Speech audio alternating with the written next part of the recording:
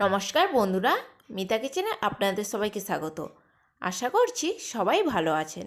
আজকে আমি আপনাদের সাথে শেয়ার করব দারুণ মজাদার এক এগ পাস্তার রেসিপি। এটি খেতে ভীষণ সুস্বাদু আর সকাল বিকালের নাস্তাতে ঝটপট বানিয়ে ফেলতেও পারেন। তার জন্য একটা পাত্রের মধ্যে 250 গ্রাম এখানে আমি পাস্তা নিয়ে নিয়েছি। পাস্তার মধ্যে জল দিয়ে পাস্তাটাকে ভালো করে ধুয়ে নেব।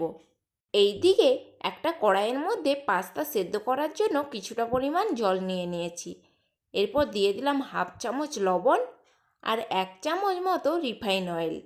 এই রিফাইন অয়েলটা দেওয়ার কারণ হচ্ছে পাস্তাগুলো সেদ্ধ হওয়ার পর ঝরঝরে থাকবে আর একটার গায়ে আর একটা লেগে যাওয়ার ভয় থাকবে না। পাস্তাগুলোকে একেবারে 100% সেদ্ধ করা যাবে না, 80% মতো সেদ্ধ করলেই হবে। না হলে পরে যখন রান্না করবে পাস্তাগুলো একেবারে গলে যাবে, তখন খেতে ভালো লাগবে না। 6 থেকে 7 মিনিট ফুটন্ত জলে সেদ্ধ করলেই যথেষ্ট। এরপর সেদ্ধ হয়ে গেলে জল ঝারিয়ে নিতে হবে।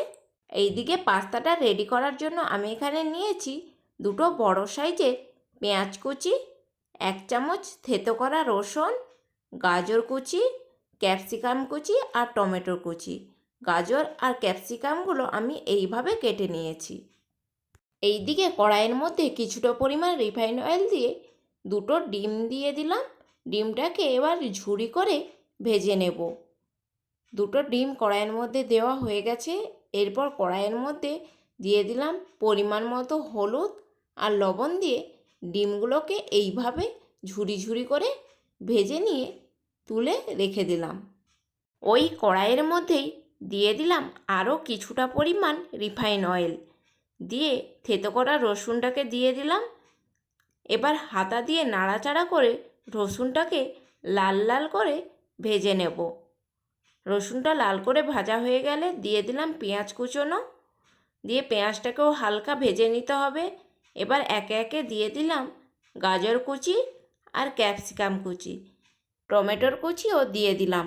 এরপর গ্যাসের ফ্লেম মিডিয়ামে রেখে গাজর, ক্যাপসিকাম আর টমেটোটাকে ভালো করে নাড়াচাড়া করে ভেজে সেদ্ধ করে নিতে হবে। দিয়ে দিলাম পরিমাণ মতো লবণ, দিয়ে একটা ঢাকনা চাপা দিয়ে দিলাম। আমি এখানে জলের ব্যবহার করিনি। আপনাদের যদি মনে হয় গাজরটা সেদ্ধ হতে দেরি হচ্ছে, তাহলে আপনারা সামান্য পরিমাণে জলও ব্যবহার করতে পারেন।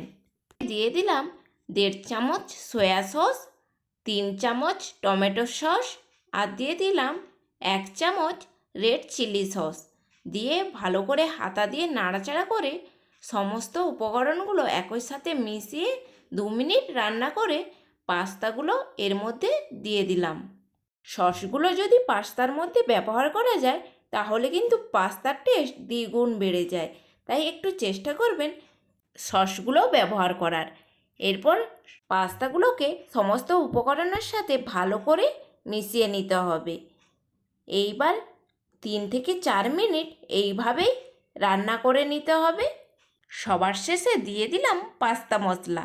পাস্তা মশলাটা না দিলে রান্না অসম্পূর্ণ রয়ে যাবে, তাই সবার শেষে পাস্তা মশলাটা দিয়ে ঝুড়ো করা ডিমটাকে পাস্তার মধ্যে দিয়ে ভালো করে মশলা আর ডিমটাকে পাস্তার সাথে মিক্সড করে ঢাকনা চাপা দিয়ে 2 মিনিট রান্না করে নিতে হবে।